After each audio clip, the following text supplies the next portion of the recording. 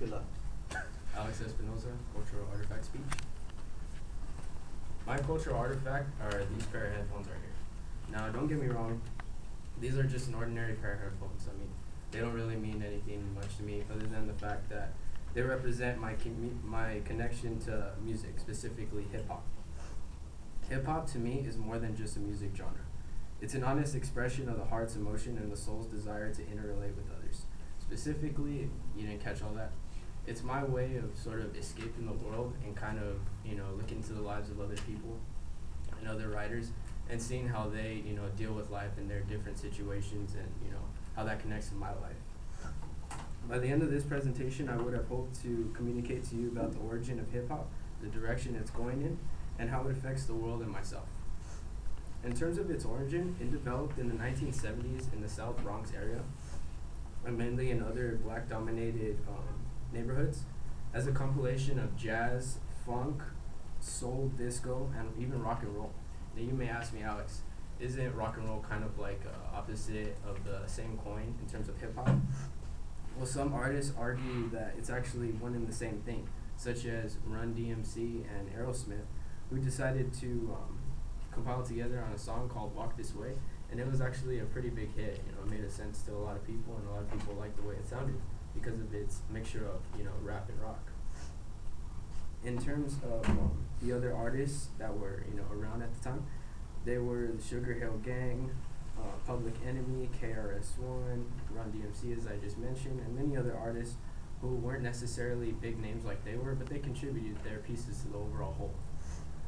In terms of the direction hip-hop has started off in, it was a reaction to the world, specifically about racial inequality and its effects that it had on mainly black-dominated neighborhoods.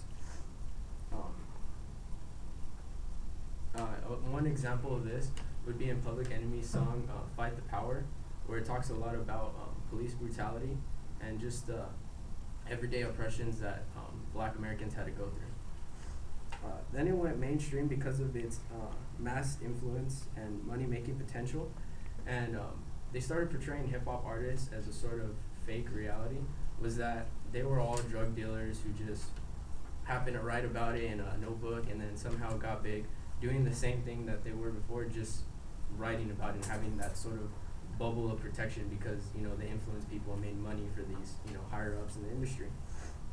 And that's not, the case in, reality. We know that, most of these artists, just such as Rick Ross aren't, actual drug dealers. They're kind of just, portraying the images that they saw, on the streets growing up, or, that sort of image that, they idolize. And this kind of paved the way for an extra sort of musical genre in the hip-hop industry, which is called underground hip-hop.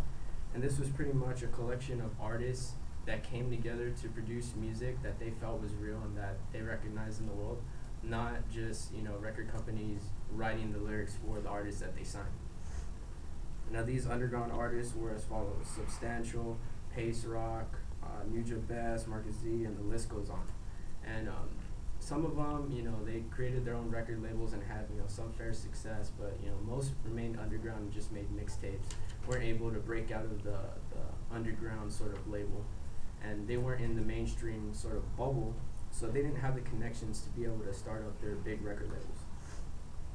And lastly, in terms of the impact hip-hop had on the world and myself as an individual, it helped people connect to the lives of different people all over the world. So, a great example of that would be, a black teen from the 80s living in the Bronx could connect and share his story with a teen like me, a Hispanic, living in LA in the 2000s, That wouldn't be possible if it weren't for hip-hop and obviously, technology paving the way.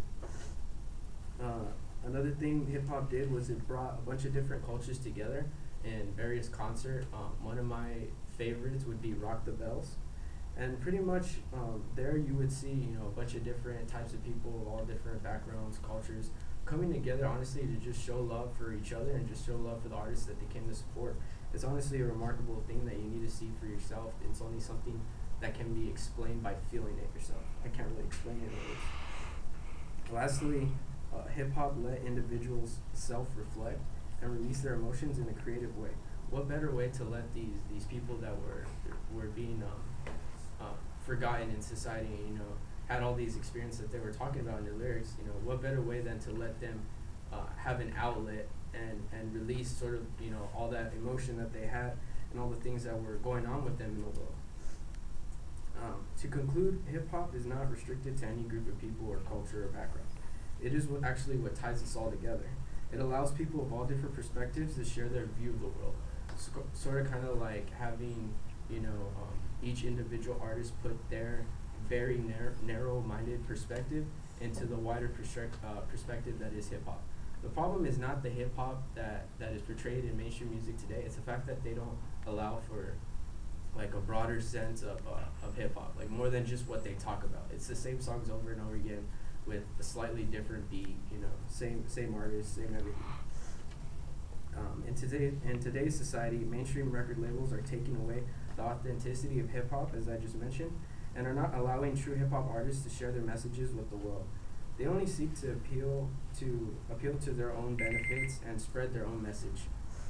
And one of the main reasons these record labels are so successful in promoting their messages is because we let them. We're the ones listening to the radio, and we're the ones that allow them to keep, you know, putting the songs up that they do. And that's my cultural artifact and what it means to me.